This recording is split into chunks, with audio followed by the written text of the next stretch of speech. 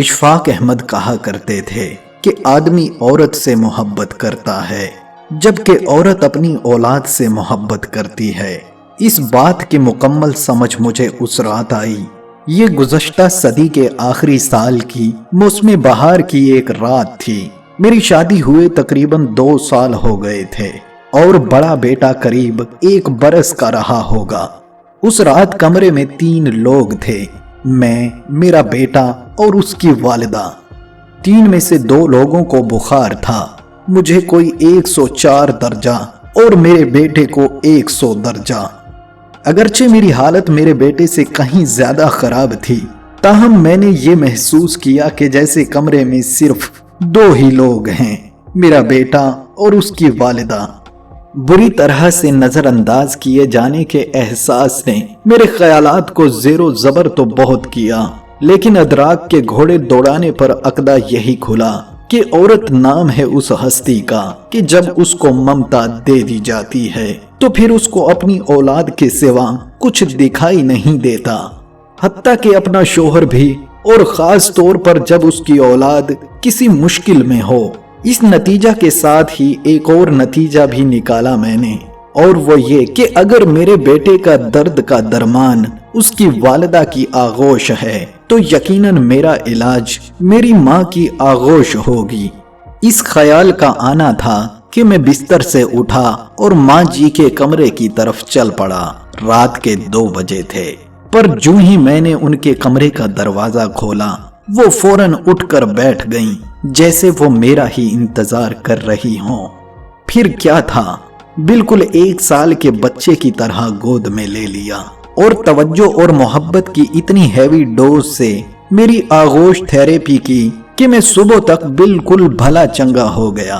پھر تو جیسے میں نے اصول ہی بنا لیا، جب کبھی کسی چھوٹے بڑے مسئلے یا بیماری کا شکار ہوتا، کسی حکیم یا ڈاکٹر کے پاس جانے کی بجائے سیدھا مرکزی ممتا شفا خانہ برائے توجہ اور علاج میں پہنچ جاتا۔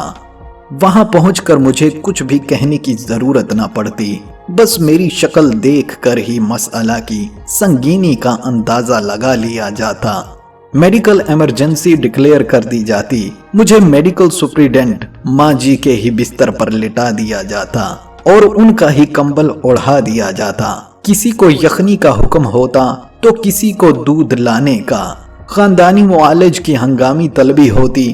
الغرض توجہ اور محبت کی ایسی ہیوی ڈوز سے آغوش تھیراپی ہوتی، اور میں بیماری کی نوعیت کے حساب سے کبھی چند گھنٹوں اور کبھی چند پہروں میں روبہ صحت ہو کر ڈسچارج کر دیا جاتا۔ یہ سلسلہ تقریباً 3 ماہ قبل تک جاری رہا۔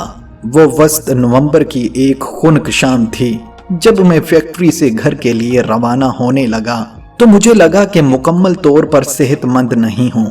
تبھی میں نے آغوش تھیراپی کروانے کا فیصلہ کیا اور گھر جانے کی بجائے ماں جی کی خدمت میں حاضر ہو گیا۔ لیکن وہاں پہنچنے پر اور ہی منظر دیکھنے کو ملا۔ ماں جی کی اپنی حالت کافی نگفتہ بہ تھی۔ پچھلے کئی روز سے پھیپھڑوں کے عارضوں کے باعث بخار اور درد کا دور چل رہا تھا۔ میں خود کو بھول کر ان کی تیمارداری میں جت گیا۔ مختلف ادویات دیں، خوراک کے معروف ٹوٹکے آزمائے، مٹھی چاپی کی، مختصر یہ کہ کوئی 2 گھنٹے کی آؤ بھگت کے بعد ان کی طبیعت سنبھلی اور وہ سو گئیں۔ میں اٹھ کر گھر چلا گیا۔ ابھی گھر پہنچے آدھا گھنٹہ ہی بمشکل گزرا تھا کہ فون کی گھنٹی بجی۔ دیکھا تو چھوٹے بھائی کا نمبر تھا۔ 100 طرح کے واہمے ایک پل میں آ کر گزر گئے۔ جھٹ سے فون اٹھایا اور چھوٹتے ہی بولا، بھائی سب خیریت تو ہے نا؟ بھائی بولا، سب خیریت ہے۔ وہ اصل میں ماں جی پوچھ رہی ہیں کہ آپ کی طبیعت ناساز تھی، اب کیسی ہے؟ اوہ میرے خدایا! اس روز میرے ذہن میں ماں کی تعریف مکمل ہو گئی تھی۔ ماں وہ ہستی ہے جو اولاد کو تکلیف میں دیکھ کر اپنا دکھ، اپنا آپ بھی بھول جاتی ہے۔ آج ماں جی کو رحمان کی رحمت میں گئے 1 ماہ اور 8 روز ہو گئے ہیں۔ آج مجھے پھر بخار ہوا ہے۔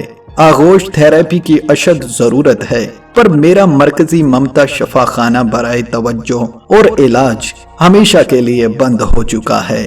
مجھے آپ دوستوں سے رہنمائی درکار ہے۔ अब भला मैं कैसे ठीक होऊंगा। इशफाक अहमद कहते हैं, शायद इस कहानी को सुनने के बाद किसी को सीधी राह मिल जाए और किसी के गम दूर हो जाएं।